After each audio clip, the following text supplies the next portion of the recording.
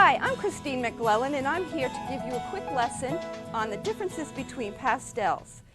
Today what we have here is a Mungyo soft pastel, hard pastel, and we also have some oil pastels. We'll discuss a little bit on how these work together or not work together.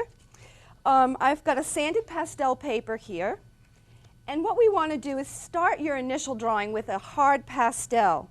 The reason for that is a hard pastel will not crumble and fill the tooth of your paper.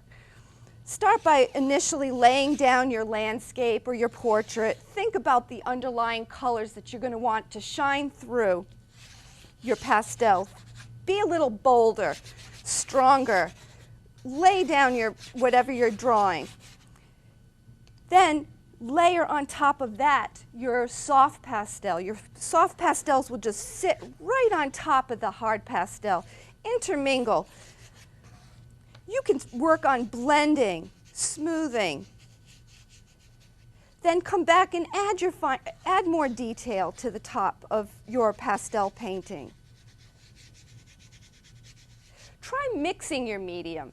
Try fluid acrylic, maybe try watercolor as an underpainting, then work with your hard pastel, then your soft pastel, and you'll just come up with a beautiful painting. The difference now, we are going to try working with some oil pastels. Oil pastels are very different than chalk. It's very much like having an oil paint in a stick. You can work real thick with these oil pastels. You can layer your colors. You can be bold. You can smear. You can scratch into your paints, pulling up that underlying color. You can use turpentine just like you would in an oil paint and smooth and blend these pastels. They're beautiful. The pigments are wonderful.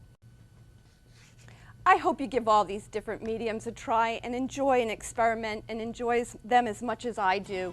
For more information on my workshops and my paintings, visit rushingwaterstudios.com, and thank you for joining me on this quick lesson on pastel painting. Thank you.